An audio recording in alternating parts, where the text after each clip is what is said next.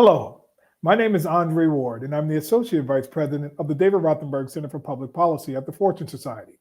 Welcome to Both Sides of the Bars, a discussion-driven show that examines the legal system from various perspectives, including people most impacted by the criminal legal system.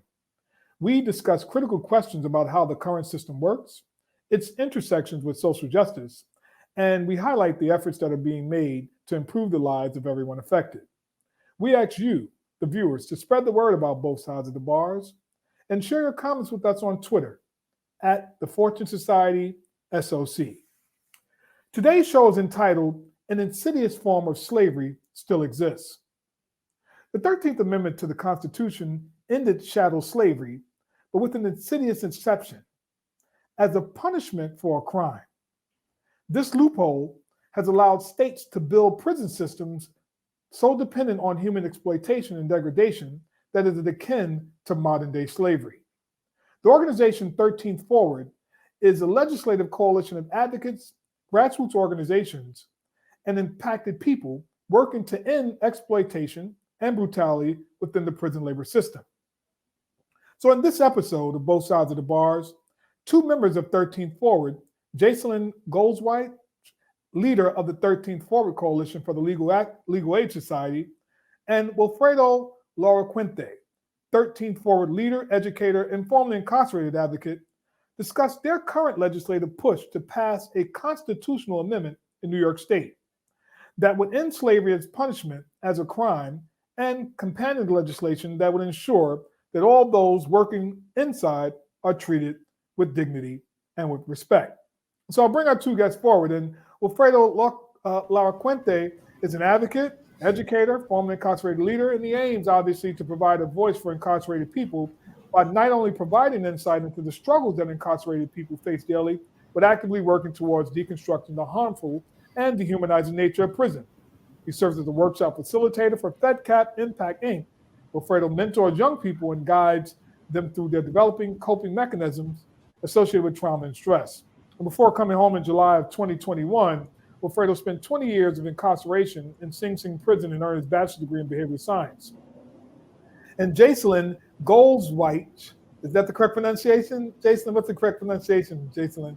Jacalyn Goldzweig. I go by, Andre, you know me as Jackie.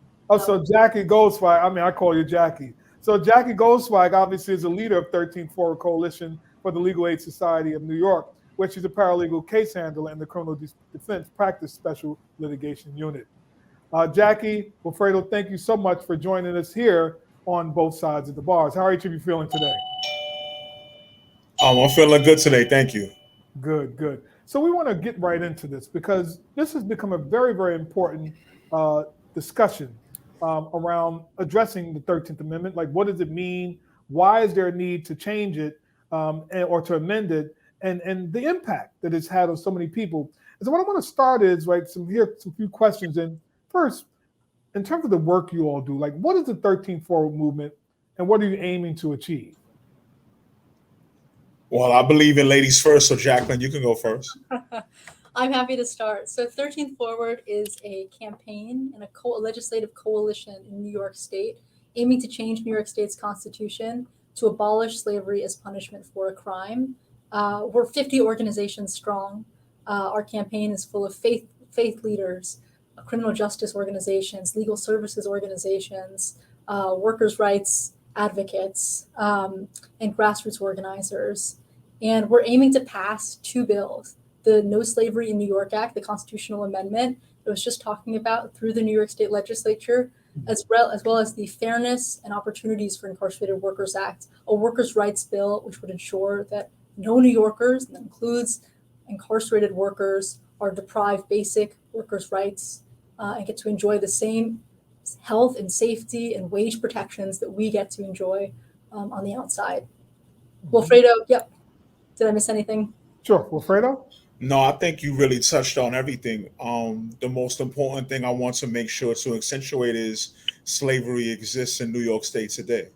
Right now, there is an exemption or loophole that allows the Department of Corrections, as well as a company called Coldcraft Industries, and they're allowed to circumvent the 13th Amendment by removing safety measures and other things of that nature.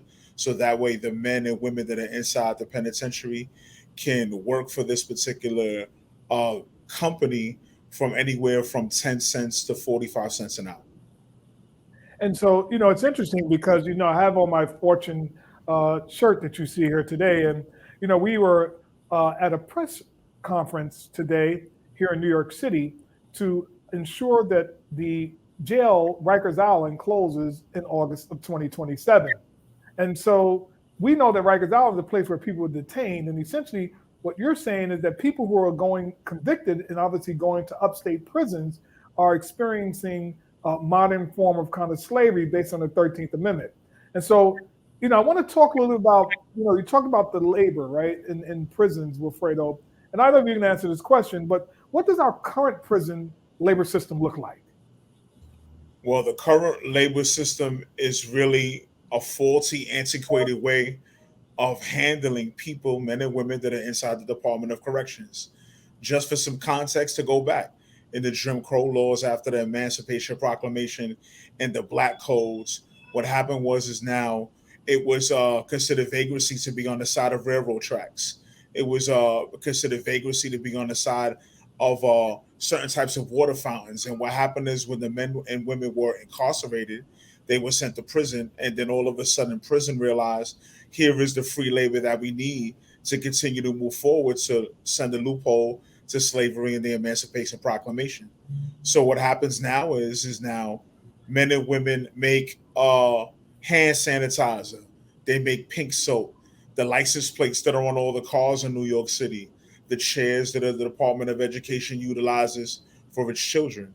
And what happens now is these particular things now are made at pennies on a dollar at the blood, sweat, and tears of the traumas of the Black and brown people that have been continuing to go on since the Jim Crow laws. And so even I know there's been some form of labor, right, where people are like doing calls or something while they're in prison, right? That they are like call center type situations that are in prison. So maybe some of the women's prisons, right? It's essentially like cheap and free labor. And all of this is as a result of this 13th Amendment kind of law. Jackie, any other thoughts relative to like what Wilfredo has just discussed, right, in terms of our current prison labor system, what it looks like? And then we'll go on to the next question, because this is really, really important for people to understand. Well, you're exactly right. The DMV, the New York State Department of Vehicles, operates call centers out of Bedford Hills women's prison. People make under 65 cents an hour answering calls, and you may not know that you're talking to someone who's incarcerated. New York State, when people think of convict leasing and prison slavery, they think of the South, honestly, right? What they don't realize is that New York has a really unique and historic and horrible history of exploiting people incarcerated and creating and disseminating exploitative labor systems.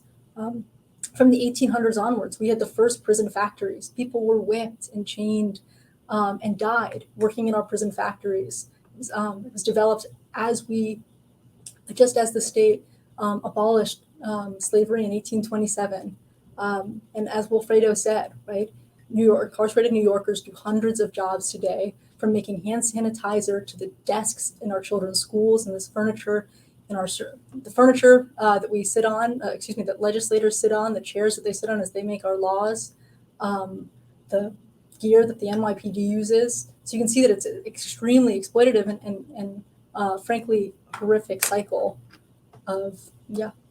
Sure, and just expanding on that idea a little bit more, folks. We're talking about, again, the prison system, right, is akin to slavery, right? So, like, how is it akin to slavery and related to the exception in the 13th Amendment? Okay, so just for context purposes, now we're talking about wages.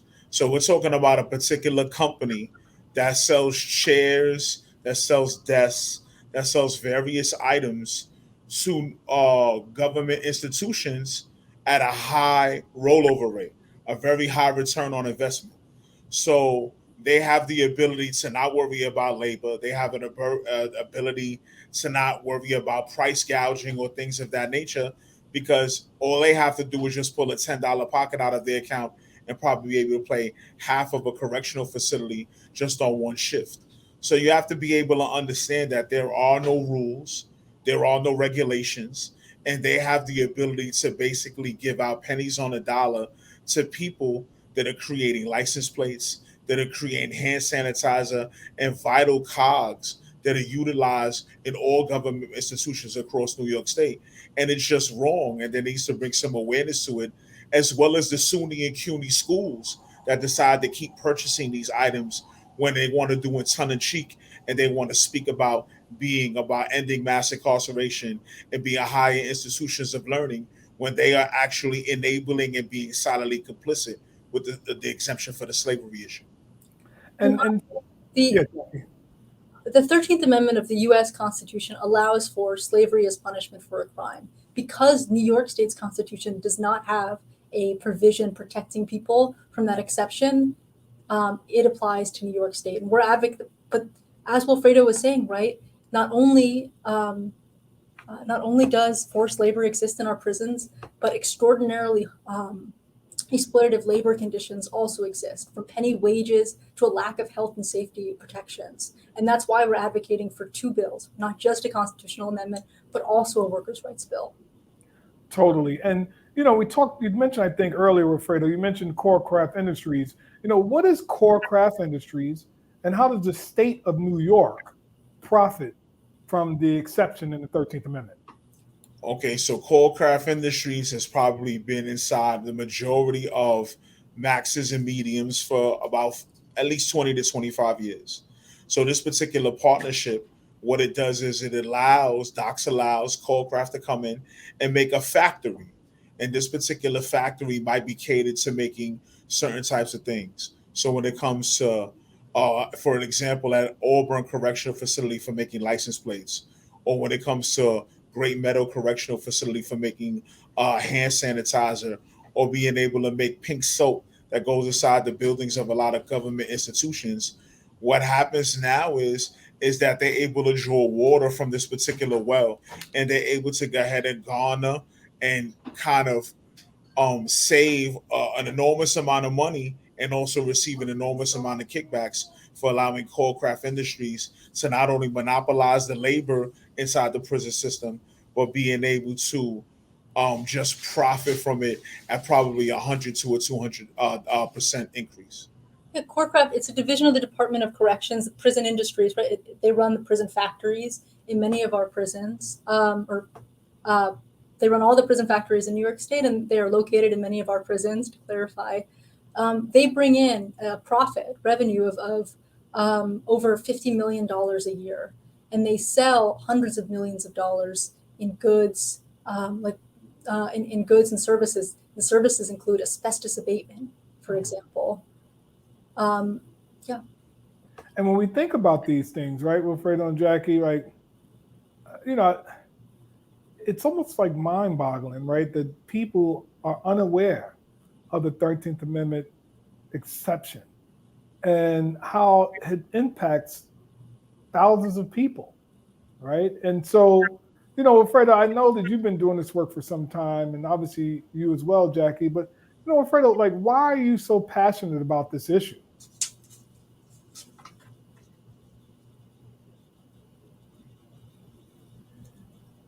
And it looked like we may have lost Wilfredo, but that's fine. And Jackie, again, you've been doing this work for some time, and so, like, why are you passionate about this issue? I'm passionate about this issue. It's a basic human dignity and human rights concern, right? No person should be forced to work. No person should work for pennies an hour. It's not good for our communities. It's not good for our state. 1 in 7 children in the United States has had a parent incarcerated at some point in time. I'm in some rooms, the 1 in the 7. So I have some personal experience having family members incarcerated. The driving force, right, why we come and we show up every day is that we know that not only is this hurting people inside, and it's a stain on our state's values, but it hurts our community. No, absolutely. Savings, even though they work full-time jobs, benefiting the state for many, many years. And that harms their ability. I mean, you can talk about this, right? That harms their ability to get out on to land on their feet, to put a security deposit down on their first apartment. They can't support their children while they're inside. And those are the reasons why I'm so passionate. I mean, I work at the Legal Aid Society, and we fight every day for the dignity of every New Yorker. So it's a really important part of our mission. Totally. And, Jacalyn, what have been some recent actions that you've been involved in with 13th Forward, right? And, we'll get into maybe a couple more questions before we end. But what have been some of the actions that you've been involved with so far in this campaign? Absolutely. So 13th Forward right now, we're in our first year of a really big legislative push. And we're working to pass the No Slavery in New York Act for the first time, because it's a constitutional amendment. It has to pass through our state legislature in 2 consecutive legislative sessions, and then it goes to the voters in a referendum. So the legislative session is January to June in New York State, and we've been organizing lobby days. We organized a big lobby day in February. We've got one coming up on April 18th and another coming up on May 17th, where we're getting New Yorkers to on buses, in Zoom rooms, to talk to their legislators about why we need to end slavery in New York State, abolish it from our Constitution. We started this legislative session with not much support, but with the help of our fearless sponsors, Assemblymember Harvey Epstein and Senator Zelnor Myrie, who are extremely hardworking. We have made tremendous strides. We are up to, I think, 40 assembly members and about 20 state senators who are co-sponsors of the bill, and that number is just growing every day. And we're working to pass the legislation by June. Yeah, and it's interesting, right, Jackie? Because you've been engaging the Fortune Society, you and the rest of your colleagues at 13th Forward, to support some of the actions that are coming up. And I wonder, Jackie, how's this represented in different states? And Wilfredo has rejoined us. But how does that show up in different states? Is this just restricted to New York State, this 13th Amendment exception, or does it apply to all states? And how are things, or some states, and how is that impacting those states? What are you all hearing on the ground nationally? Unfortunately, this issue is not isolated to New York, right? Each state has to have their own fix, but the system exists in many states. However, over the last few years, there's been a movement. Alabama, Tennessee, former members of the Confederacy, Vermont, Oregon, Utah, Colorado, and Nebraska have all changed their state constitutions since 2018 to end slavery as punishment for a crime. So that means we can do it. If Alabama can do it, we can do it, Andre. Right. But and there are many other states that have campaigns just like ours that are pushing to get legislation passed through their legislatures. So we are in good company, to say the least. Totally. Well, Wilfredo, you've rejoined us. Thank you for getting back to us. And again, the question I was asking, right, because Jackie's been drawn to this work out of her deep passion and commitment to social justice, criminal legal system reform, service to people in the Legal Aid Society, the work that she does. Why are you so passionate about this issue? Well, for me, I've worked in Coldcraft for 8 years throughout my 20-year prison stint. So for me, I understand in real time what the men and women are going through as far as the conditions, and it doesn't get any better, especially during the COVID pandemic, where there were people at Greenhaven Correctional Facility still making coffins for the people that were dying of COVID-19. And it's something that's near and dear to my heart, because they need help, and they need economic stimulus package in real time, something significant that they can go ahead and utilize, especially with the package ban that Governor Holcomb, along with the Nucci, has implemented, that they are not allowing the love packages from the families to be able to enter the facilities on the visiting room floor, and also from those particular homes. So again, now the unconditional love of the family unit is now being stressed, and it already creates toxicity in a toxic environment. Totally. Think about what it means when your family can't send you packages, right? You have to use your wages to buy items off the commissary sheets, and they are extremely expensive. It takes someone 6 weeks of work to save up for a pair of boots. boots that they need to get right, especially because many of our prisons are in some of the coldest parts of New York. So it's the package ban is just another example of New York moving away from policies that would benefit, that would be helpful for folks inside just to have some basic dignity while they're serving their time. Yeah, because to affirm one's humanity and to affirm one's dignity could motivate, inspire, and have someone be in action with representing that in everything that they do, right? And quite the contrary, right? If you are dehumanizing people, right, not affirming people's humanity, right, it may cause people to respond or react in ways that people may look at as like inhumane, right, in terms of like the behavior from the person, right? And so we know that this kind of legislation you're looking to advance will have meaningful impact.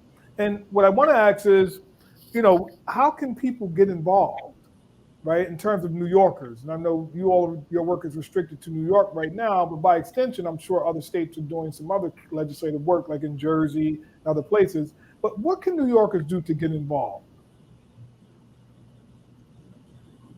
For me, I think New Yorkers need to get involved by being able to have this type of conversation. I feel once the conversation hits the mainstream and then people are able to go ahead and discuss it and understand that this is public safety, because the data is very clear, is that people will return back from prisons or from Rikers Island as detainees. But what do you intend to do with them? And in what particular manner or shape are they in as far as their emotional, mental psyche of actually being ripped away from certain amenities?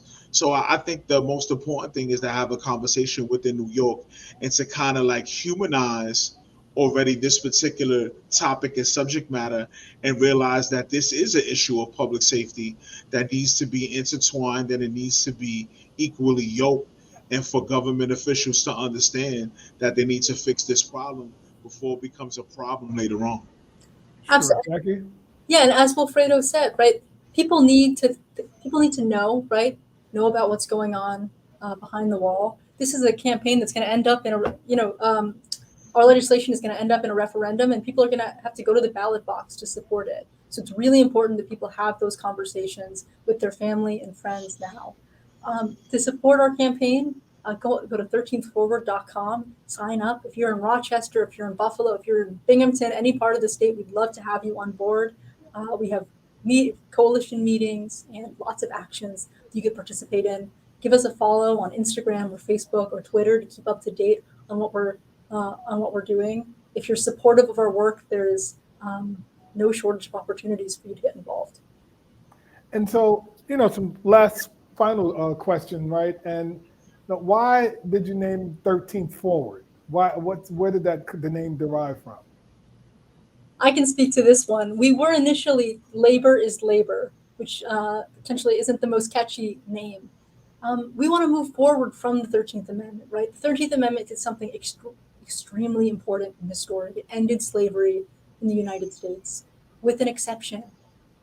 That exception should never have existed. We want to move our country past a time where those sorts of racist and exploitative exceptions exist within our law books. Wilfredo? I say for me, what's most important about it is I used to think 13 was an unlucky number. But I actually think now 13 is a lucky number, because I remember when me and Jacalyn first started a couple of years ago, wasn't a lot of traction around the subject matter. We put a lot of work, we rolled our sleeves up and we got it out the mud. And what's most important is forward.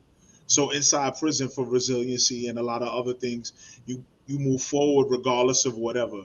You move forward and you find a way to make sugar in order to have these particular lemons turn into lemonade.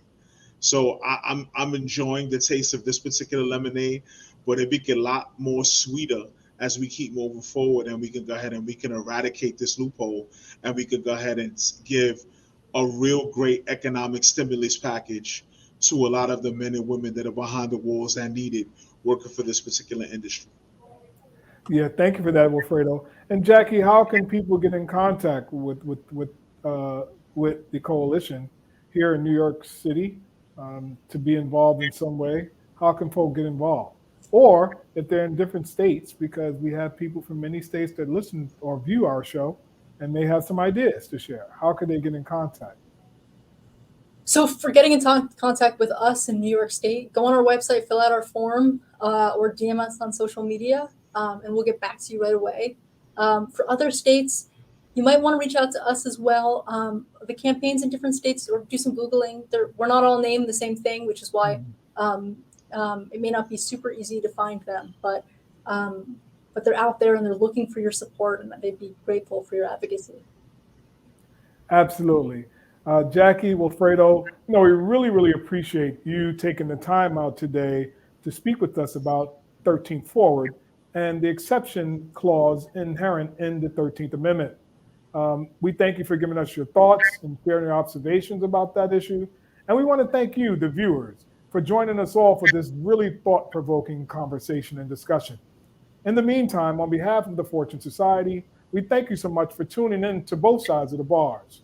And if you're interested about finding out more about Both Sides of the Bars or in the Fortune Society, please check us out on the web at fortunesociety.org. That's fortunesociety.org. Or you can go on Facebook and type in the Fortune Society. This is Andre Ward, and we so appreciate you joining us as we critically look at both sides of the bars. If you want to know how to reduce crime in America, in New York City, you do it one person at a time, creating an environment that celebrates the human spirit. Recidivism is a result of societal failure to do that. And Fortune has demonstrated that lives can change. I tell people all the time, this is where I grew up. This is where I learned what being a man is and what being a productive citizen means. It is the work of this great organization that has helped to shape my ideas, drive my conviction, and further deepen my commitment to the cause. For more than half a century, you have amplified the voices of those who are impacted by unfair policies and helped thousands of justice-involved people transform their lives. You have led by example to show how we can help formerly incarcerated individuals come home, rebuild their lives, and contribute to our communities.